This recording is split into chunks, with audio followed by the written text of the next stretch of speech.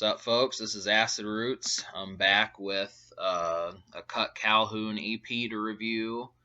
So he did a handful of these. I think this was his first one on Strange Music, and it is Redheaded Stepchild. So uh, basically, he had been on Strange Music for a while, but it seemed like it was less time because he only put out 3 albums by 2011, but he'd actually been there since like 2003 or 2004. I reviewed all 3 of those albums: Blev, Feature Presentation, and then Raw and Uncut. He did another album a couple years after this project, which was Black Gold, which I may review at some point. But so this Kelvin, Black Gold, and the Redheaded Stepchild are the only ones I haven't reviewed yet that he did with Strange Music. But Kutt also put out an album if you're looking for some new stuff just to kind of see what he's on now. He dropped an album back in May, but it's just not with Tech Nine and stuff. But it's still, I think, if you like this, there's a chance you'll like that. So, really, seeing as he's quite underground, I mean, if you think Tech Nine is underground, he's a couple steps beneath Tech Nine, not in quality, but just in like recognition and stuff. I think he's from Kansas City also. I mean, I've heard him talk about it, and it seems like he is. But they're all from Missouri. Big Scoob, I think Chris Calico, Kutt Calhoun, Tech Nine, Stevie Stone. Most of them hail from Missouri, which is where I'm from. So it's big ups to that. But um, there weren't singles released from this project, and I'm not quite sure if there were music videos that were released either. Uh, yeah, he did actually. He released 2 music videos, one for "I'm the One" and one for "All by My Lonely," which are both off of the Redheaded Stepchild. So he promoted this album a little bit better than he promoted like his albums, which Raw and Uncut had 2 singles, which was "The Naked," "The Boom Boom Room," and then the other one was, I forget, "Get Cut." Both, and those are pretty good songs. So to talk about like the Raw and Uncut album, I like that better than Feature Presentation. Feature Presentation was a step up from what he had done, but it just didn't have that much promotion besides Bunk Rock Bitch. And Raw and Uncut was pretty good album. It's decent. I feel like it's something that Tech Nine usually does. Gets like, 5, 6, or 7 out of 18 good songs, and then some of them are personal. Some of them just don't have good beats. Just kind of makes it your decision as to how good the project is. I'm glad that they didn't take that approach with this because there's only 5 songs on here and it would have made it mismatched. But all of these basically sound like a pretty good party, and I think that's kind of the situation. But to finish up with Raw and Uncut, I do suggest that if you like this project, to mess with that just because that was my Xbox, just because that was my computer. Just because it has good hits. I mean, Tech Nine is on that. The Boom Boom Room song I think you'll like. Get Cut, a real slinky song. This is low key. I mean, a lot of what Kutt Calhoun does is pretty low key, and I think that that's effective just to see that. Production isn't the best thing you'll ever hear, but that's kind of the point.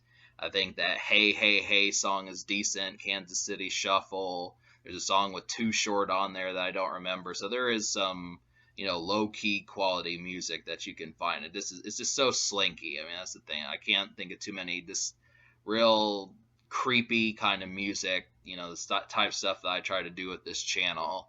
And with this album, the short amount of songs that are on here, I'll talk about the 2 songs that there were videos for.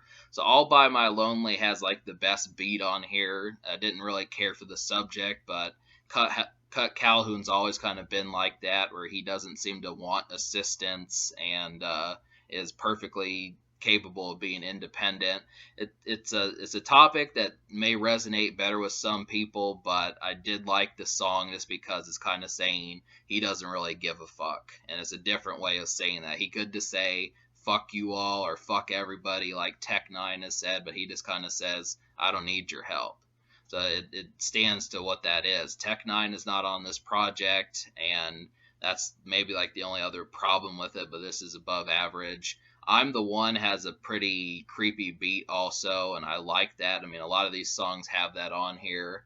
Kind of feels like something you'd hear like in a second rate city if you don't live in like Detroit or Kansas City or Las Vegas or, like Dallas, Texas, some places like that. If you live kind of in, a large town but not the largest, this kind of music kind of works for that sort of thing. So all of those songs. I also like Charlie Sheen. That's a good one.